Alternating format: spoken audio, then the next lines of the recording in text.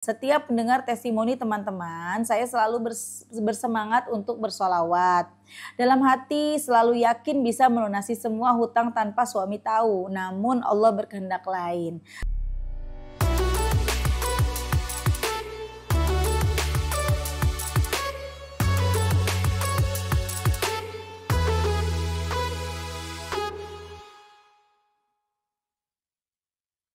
Bismillahirrahmanirrahim. Alhamdulillahirrabbilalamin. Allahumma sholli ala Sayyidina Muhammad wa ala ali Sayyidina Muhammad. Assalamualaikum warahmatullahi wabarakatuh. Halo teman-teman, apa kabar? Mudah-mudahan teman-teman selalu dalam lindungan Allah Subhanahu wa taala. Amin ya rabbal alamin. Alhamdulillah, kali ini aku akan sharing lagi pengalaman sholawat dari teman-teman kita. Tapi sebelumnya buat teman-teman yang punya kisah keajaiban sholawat, langsung aja kirim ke email aku meliza.arnelia@gmail.com. Kalau bingung cara kirim email gimana, ini caranya. Nah, kamu klik Gmailnya, kemudian kamu klik tulis. Nah, di kepada tuh kamu masukin atau ketik email yang kamu tuju. Email aku meliza.arnelia@gmail.com. Kalau udah, kamu ketik di bagian subjek itu judulnya testimoni atau dikosongin juga boleh. Nah, ditulis email baru kamu ketik testimoninya. Di situ bisa kirim panjang kayak apa juga bisa. Jadi jangan ngetiknya di subjek ya, karena banyak yang kirimnya di subjek, akhirnya kepotong-potong testimoninya gitu. Gampang kan teman-teman? Kalau udah, kalian klik bagian kanan atas tuh yang warna biru, ada panah ke samping kanan gitu, ada gambar panah ke kanan gitu, itu diklik. Nah kalau itu diklik itu sudah terkirim, nanti ada notifnya kok terkirim tuh ya kan? Gampang kan? Dan buat teman-teman yang belum punya kedua buku ini, jangan pernah lelah dan nikmat setiap sholawat, dan jangan pernah lelah sholawat, yakinlah semua akan baik-baik aja. Kedua buku ini buku aku. Kalau teman-teman mau beli, teman-teman bisa langsung ke Gramedia atau teman-teman bisa hubungin admin. Ini nomor adminnya, atau nanti klik aja linknya di deskripsi box di bawah. Nah, langsung aja aku akan bacain testimoninya ya. Tapi di sini nggak cuma testimoni sih, tapi ada curhatnya nih teman-teman. Nanti kita baca sama-sama. Assalamualaikum Kamil. Waalaikumsalam, perkenalkan. Sebut saja saya Mia. Saya working mom sekaligus LDR juga sama anak. Anak saya baru mau 3 tahun, tapi saya udah tua Kak Mel. Udah 31 tahun, enggak masih muda. Aku yang udah tua, 37 tahun ya. Saya anak pertama, saya sudah mulai bersolawat semenjak kenal IG Kak Mel beberapa bulan yang lalu. Terus saya cari YouTube-nya, terus TikTok-nya. Dari situlah hati saya tergerak untuk ikutan bersolawat, untuk bangun malam. Alhamdulillah ada aja pertolongan Allah Kak. Tapi saya hanya bisa bersolawat adik nih, munjiat sama Jibril karena waktunya berbelit sama kerjaan. Ya namanya saya anak pertama ya Kak, terus saya ngerasa berutang budi sama orang tua Kak karena saya disekolahin sedangkan adik saya enggak. Seperti saya karena biaya habis oleh saya. Saya merantau di Jakarta semenjak sebelum menikah. Tadinya uang lancar-lancar aja Kak, mulai Covid semuanya hancur karena saya diberhentikan. Terus saya berusaha sampai kerja lagi sampai sekarang Kak, tapi bisa dibilang di pekerjaan di bidang riba Kak Mel, tapi pertolongan Allah selalu ada. Saya gimana nggak punya uang ya kalau di depan orang tua dan orang tua butuh, saya selalu mentingin biar kebutuhan saya yang kebelakangin. Saya nggak pernah memperlihatkan nggak punya, meskipun untuk makan besok saya masih mikir. Tiap bulan saya selalu kirim uang meskipun terbilang tidak besar ya Kak karena gaji masih UMR dan gaji suami dipakai buat cicil utang kartu kredit.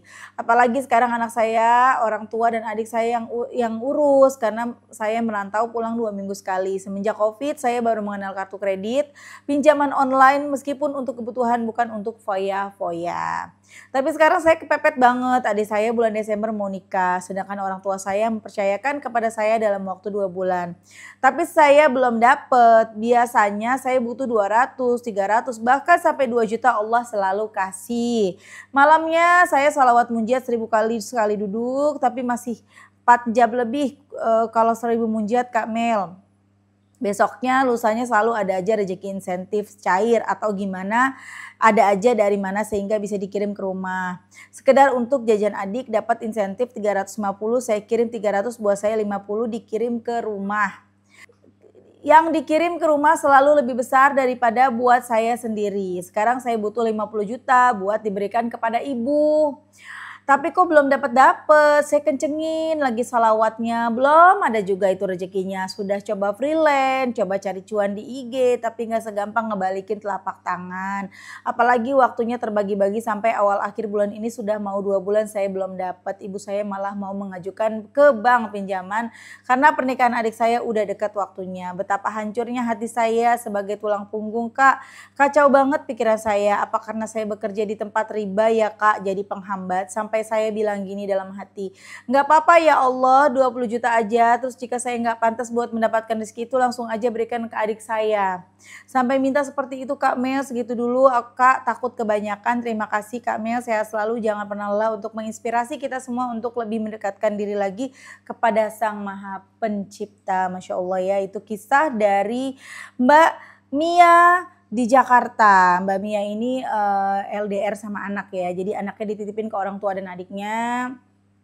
Mbak Mia sama suami merantau ke Jakarta kerja di sini ya. Jadi 2 minggu sekali pulang gitu katanya ya. Gajinya gaji UMR, dikirim untuk keluarga di kampung gitu kan. Pokoknya mengutamakan keluarga banget deh. Tiap baca sholawat 1000 kali sekali duduk, besoknya dapat duit 350.000, ntar buat orang tua 300, buat Mbak Mianya 50, selalu begitu, selalu setiap minta tolong Allah kasih. Nah sekarang Mbak Mia butuh 50 juta, kok udah sholawatan 1000 kali sekali duduk belum dapat ya? Mbak Mia yang bener aja sekate-kate ya, emang bisa aja Allah ngasih. Ya baca salawat 100 munjiat malam ini besok dikasih 50 juta bisa nggak bisa? Cuma pertanyaannya kita udah pantas belum? Mbak Mia baca 1000 munjiat besoknya Allah kasih 300.000 sampai 350.000. Nah karena kan butuhnya 50 juta ya usahanya harus lebih dari yang kamu dapat 300.000 itu gitu loh. Kalau 1000 munjiat kamu baca dapatnya 350.000 artinya kalau untuk 50 juta butuh berapa munjiat dibaca begitu loh. Ya, jadi kita mesti mantesin diri. Itu namanya bukan hitung-hitungan ya teman-teman ya. Kita ya kira-kira aja, pantes enggak? Kan minta 1000 besoknya dapat 350.000. Baca 1000 besoknya dapat 350.000. Artinya kalau kita butuh 50 juta harus berapa puluh ribu munjiat dibaca. Dicicil setiap hari. Makanya pentingnya nih. Gak cuman kita berbanyak-banyakan baca sholawat, tapi yang penting satu. Kita mesti ikhlas menerima kenyataan hari ini sebagai takdir terbaik kita. Kita mesti ikhlas ngejalanin hidup kita ini walaupun berat. Mbak Mel gak ngerasain jadi aku ngomongnya enteng, enggak. Bukannya begitu, sama kok punya masalah juga. Cuman kan masalah kita beda-beda ya. Kamu masalahnya utang, kamu masalahnya misalnya jodoh, ada yang lagi masalahnya anak, ada yang juga masalahnya lagi ribut sama tetangga, ya enggak? Masalah kita beda-beda ya teman-teman ya. Tapi tetap yang namanya masalah itu tidak mudah. Ya, jadi Mbak, ayo pantaskan diri. Pertama, ikhlas dulu, terima kenyataan. Jangan maksain diri. Jangan maksain diri, Allah emang maha kaya tapi kita juga mesti sadar diri. Kalau memang kita tidak sanggup, jangan kita sok, maaf ya bukan Mbak Mel kasar banget, kita jangan sok jadi pahlawan deh. Walaupun aku tahu aku juga anak pertama. Bagaimanapun rasanya kepengennya tuh kayaknya ngasih mulu ke orang tua, bantu mulu ke orang tua ya. Apalagi Mbak Mia punya beban kalau adik-adiknya gak disekolahin sementara Mbak Mia disekolahin, tapi apalah daya. Jangan sampai menghalalkan segala cara untuk bisa menyenangkan orang tua gitu loh. Maksudnya menghalalkan segala cara sampai ke riba-riba pun dijalanin, jangan. Kasihan juga kan mereka yang makan hasil uang riba itu juga nauzubillah gitu loh ya. Jadi Mbak, ayo sekarang ikhlas menerima kenyataan. Jujur ke orang tua. Kalau emang lagi ada bilang. Kalau misalnya nggak ada, misalnya pas baru dapat 3,5 ngomong, Bu alhamdulillah. Aku semalam baca sholawat dapat 350.000 nih, buat ibu 300 ya, buat aku 50, begitu. Jadi ibu juga mikirnya gak gini loh, oh anakku duitnya banyak, gajinya gede, kerja di kota nih. Tinggal minta aja apa-apa, nanti pas giliran anak gak bisa ngasih kan ibu juga gak kecewa, aduh kok anakku sekarang pelitnya kan gak gitu ya. Walaupun mungkin gak ada ibu yang seperti itu, cuman kan siapa tahu ada di hatinya, bukan seuzon ya. Jadi supaya kita tuh menghindari hal-hal seperti itu terjadi. Jujur ke orang tua, Bu aku ada rezeki segini, maaf ya Bu nanti doain ya Bu, doain ya Bu tuh. doain ya Bu, rezeki aku bisa lancar, biar bisa ngirimin ibu terus gitu. Ya Mbak Mia ya, bismillah. Ikhlas menerima semuanya, kemudian bersolawat sebanyak-banyaknya dan pasrahkan hasil. Terserah engkau ya Allah. Hamba minta tolong ya Allah. Tolongin adik hamba, tolongin ibu hamba. Allah pasti nolongin Mbak Mia, ibu dan adik. Pasrahin semuanya. Selama kita masih mengejar hasil, itu hasilnya terasa jauh. Tapi ketika kita pasrah sama hasil, kita nggak kejar-kejar, hasil yang ngejar kita. Cobain deh. Gimana caranya pasrah Mbak? Pertama kita mesti inget dosa. Supaya apa? Supaya kita sadar diri. Oh iya ya, aku pernah ngelakuin ini, aku pernah begini, aku pernah begitu. Ya Allah, dosaku banyak banget. Dari kita mengingat dosa kita, akhirnya kita sadar diri. Oh iya ya, aku punya salah ini, aku punya salah itu. Emangnya udah pantas ya permintaanku sebanyak ini. Sadar diri kan? Kita jadinya sadar diri. Walaupun Allah mah baik banget, dosa kita segunung Allah tetap kabulin. Tapi kita tetap mesti mantesin diri. Kemudian kita banyakin sholawatnya. Itu langkahnya tuh Mbak Mia ya. Banyakin sholawatnya, terus dibanyakin. Nanti kepasrahan itu akan hadir dengan sendirinya. Karena kalau kita masih ngejar, pengen kita mengejar itu ya, pengen 50 juta di kepala kita 50 juta, kita bayangin terus pokoknya, ya Allah pokoknya aku mau gak mau tahu, aku baca, itu susah teman-teman. Jadi pasrahin semuanya. Nah sambil kamu barengin scripting boleh, atau sambil kalau kamu mau tidur kamu scripting. Makasih ya Allah, alhamdulillah akhirnya aku bisa ngasih ibu 50 juta buat nikahan adik gitu loh. Ya coba deh gitu deh.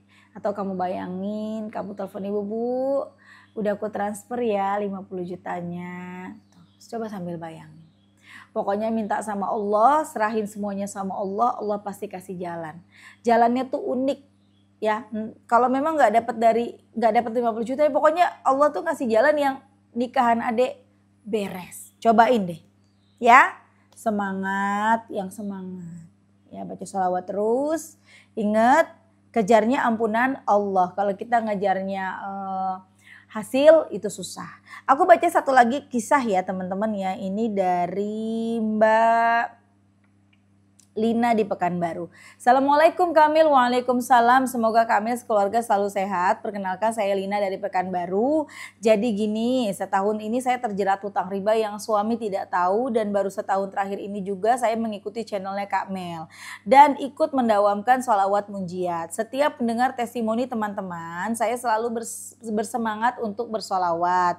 Dalam hati selalu yakin bisa melunasi semua hutang tanpa suami tahu. Namun Allah berkehendak lain. Tepat bulan Agustus ini Allah tutup semua pinjaman yang seharusnya pinjaman itu untuk membayar bunga. Saya bingung harus gimana cara membayar bunga yang seharusnya saya bayarkan di bulan ini. Sedikit depresi, saya pulang ke kampung sama anak saya dengan menggadaikan sepeda motor, berharap ada solusi sama saudara. Tiba saya di kampung mereka tempat saya berhutang, menganggap saya kabur, lalu mereka datang ke rumah menemui suami. Di situ suami kaget dan saya mengakui kesalahan saya dan ganti-gantinya bersholawat. Saya siap menerima jika suami ingin menceraikan saya. Tapi saya minta rumah untuk melunasi hutang-hutang. Tapi Kak Mel, di luar dugaan saya, suami memang marah tapi dia tidak menceraikan saya. Dan dia mencari solusi bagaimana cara melunasi hutang-hutang saya yang kalau di total hampir 100 juta. Alhamdulillah sekarang tinggal 77 juta Kak Mel, walaupun hutang belum lunas tapi sekarang saya lega, suami tahu dan mau membantu melunasinya. Saya yakin ini cara Allah menghentikan hutang riba saya bertambah. Terima kasih Kak Mel untuk memotivasi saya untuk selalu bersolawat. Sekian testimoni dari saya, doakan ya Kak Mel, semoga hutang saya segera lunas. Wassalamualaikum warahmatullahi wabarakatuh. Waalaikumsalam warahmatullahi wabarakatuh. Itu tadi kisah dari Mbak Lina di Pekanbaru, dan tadi yang pertama Mbak Mia di Jakarta. Masya Allah ya, Mbak Mia tuh bersyukur. Mbak Mia gak punya hutang 100 juta ya Mbak Mia ya. Mbak Mia butuh 50 juta. Kalau Mbak Lina punya utang 100 juta, butuh 100 juta untuk bayar utang. Ya kan, masalah orang beda-beda ya. Ada yang masalahnya utang, ada yang masalahnya ini dan itu. Mbak, semangat terus Mbak Lina, insya Allah nanti pelan-pelan utangnya lunas. Dari sholawat yang dibaca seperti kisah sebelumnya yang aku bacain testimoni sebelumnya tuh dari Mbak DT ya. Allah memang bisa aja ngasih 100 juta langsung lunas hutangnya Mbak Lina, tapi Allah nggak mau. Karena kalau begitu mungkin tidak jadi pelajaran buat Mbak Lina atau teman-teman yang serupa permasalahannya kayak Mbak Lina. Enggak, aku mau kamu belajar. Aku mau kamu jadi lebih baik, utangnya nggak aku lunasin dulu. Biar suami kamu tahu dulu. Tuh ya kan, dan sama-sama menyelesaikan masalah ngebayarin utang-utang walaupun belum lunas. Tapi udah pasti tenang kan Mbak Lina hatinya, suami udah tahu ya. Alhamdulillah, Allah itu maha kaya. Kita minta 100 juta, 100 miliar pun Allah bisa kasih. Cuma kembali lagi, apakah kita sudah pantas mendapatkan itu semua? Ya, maka pentingnya memantaskan diri. Caranya ingat dosa. Insya Allah itu tadi kisah-kisah dari teman-teman kita. Semoga bermanfaat, jadi motivasi buat teman-teman ya. Kita doakan semoga Mbak Lina dan juga Mbak Mia Allah mudahkan rizkinya, Allah lancarkan, Allah bereskan masalahnya, Allah lunaskan utang-utangnya. Amin, amin ya rabbal alamin. Tadi Mbak Mia juga nanya apa karena pekerjaanku riba. Tentu yang namanya kita berhubungan sama riba itu bikin rezeki kita seret, bikin jalan kita jadi susah.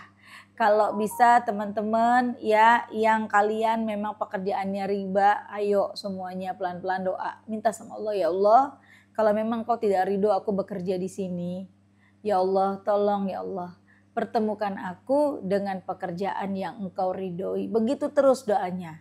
Ya, tolong pertemukan aku dengan pekerjaan yang engkau ridhoi, ya Allah, nanti Allah kasih jalan. Oke semuanya, makasih. Assalamualaikum warahmatullahi wabarakatuh.